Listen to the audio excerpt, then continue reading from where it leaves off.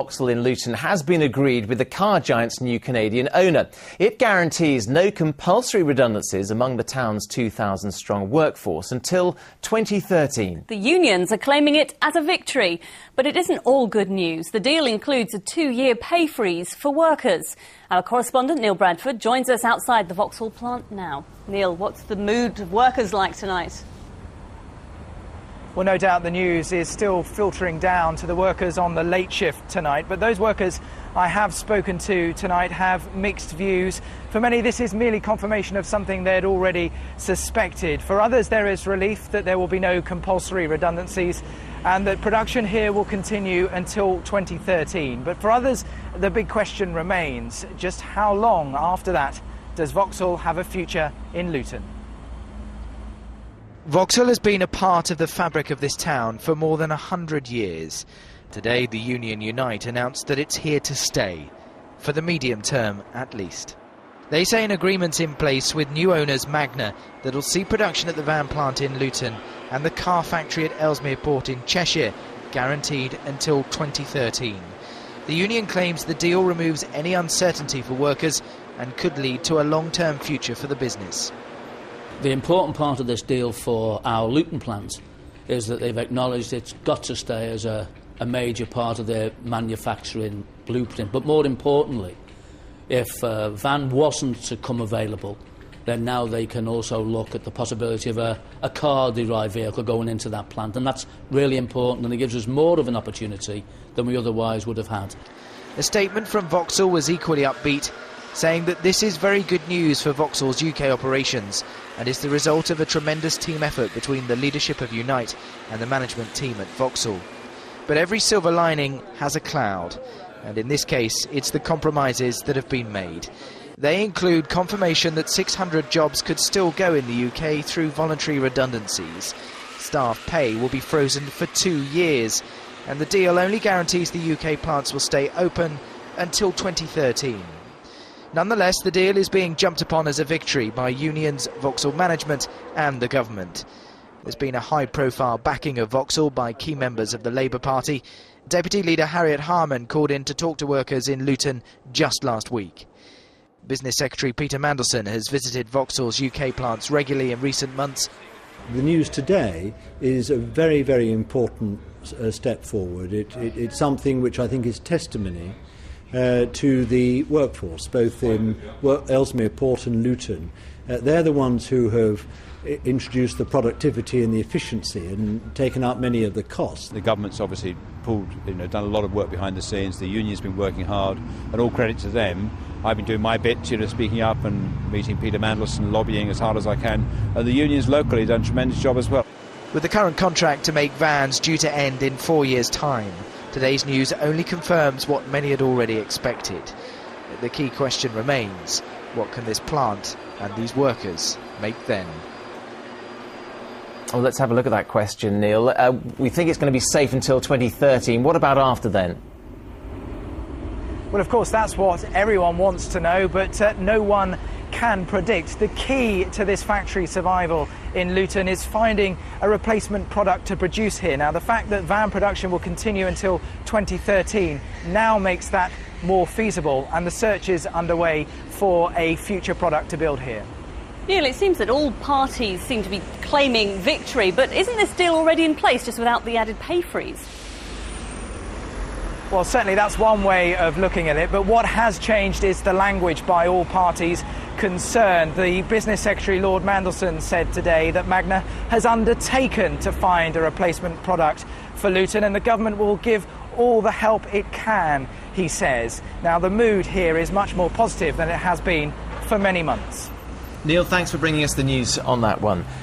Now, it's thought the remains of a woman from Hertfordshire may have been found by police in Scotland. 25-year-old Samantha Wright, whose family live in Stevenage, was last seen alive in Edinburgh more than a year ago. A 57-year-old man has been charged in connection with the discovery of the remains. Natalie Gray reports. Today at her flat in Stevenage, Catherine Gibson was preparing herself for the worst possible news. That human remains found in Scotland are those of her daughter Samantha Wright. 25-year-old Samantha disappeared in Edinburgh more than a year ago. Her mother told Anglia Tonight her daughter could be too trusting. She wouldn't think anything wrong of anybody. Didn't matter what they looked like, what they dressed like. Like some children, I'm not talking to you, you haven't got designer clothes and that lot. And with Samantha, it didn't matter. If you were there and you talked to her, she'd talk back to you. Or sometimes she'd just be the one that comes up and talks to you. That's how she was. These CCTV images taken in June 2008 are the last known pictures of Samantha walking with an older man. Since then, neither her mobile phone nor her bank account have been used. Her family contacted the police when she failed to contact them last Christmas or on her birthday in January. Human remains were discovered yesterday in the garden of this house by police in Edinburgh searching for her.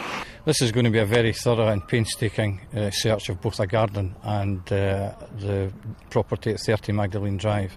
This will entail considerable effort on the part of our forensic colleagues, followed up by search teams from Luton and Borders Police. The examination that's ongoing as we speak is designed to identify, first of all, who the remains are and to determine all the associated gender and cause of death. A 57-year-old man, named by police as Robert Chalmers, has been charged in connection with the find. He's due to appear in court tomorrow. DNA tests are expected to prove whether the remains are those of Samantha. The results are expected this evening. She grew up here in Stevenage before moving to Edinburgh after falling in love with the city while on holiday. Tonight, her family is waiting for Hertfordshire Police to confirm whether their long wait for news is tragically over. Natalie Gray, Anglia News. A coroner has heard how 2 pilots were killed when their plane crashed as it was being photographed for a flying magazine.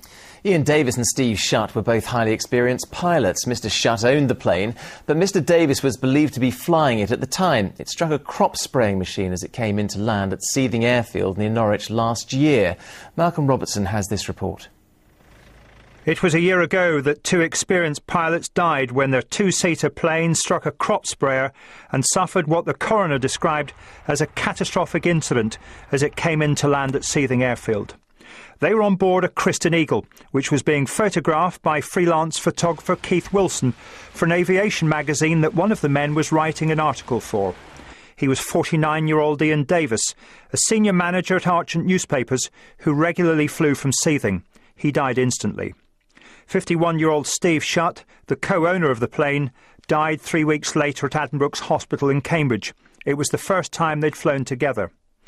This picture was taken by Mr Wilson's 12-year-old son, just a split second before the moment of impact. Looking back on the pictures, from the moment that aeroplane straightened up on its final approach, the time between that moment and the time of the impact was less than a second. I don't think either man had a chance. No. Andrew Hill, in the red tie, was driving the spraying machine in a field near the runway. He said he'd seen the plane touch down, believing it was landing, but it took off again and he wasn't aware of it till it struck his machine. This picture came from the Air Accident Investigation report into the crash. Mr Hill told the inquest he didn't think the plane would have made the runway. He said he was frozen to the seat. Investigators from the Air Accident Branch said pilots at Seething were warned of agricultural machinery nearby and that they were prohibited from flying below 500 feet unless they were landing or taking off. The inquest heard they'd been flying at between 150 and 200 feet. But according to a committee member at Seething Flying Club, Mr Davis had applied for and been granted a special exemption that would allow him to fly once a month below 500 feet so that he could practice his aerobatic manoeuvres. The jury returned verdicts of accidental death on both Ian Davis and Steve Shutt. Coroner William Armstrong described it as an awful tragedy, expressing his sympathy to the respective families that the 2 men had gone out on a lovely day and died doing what they loved. He said there was nothing the tractor driver could have done to avoid the crash. Mr Hill left the inquest, declining to comment on reports that he's planning legal action. Malcolm Robertson, Anglia News, Norfolk.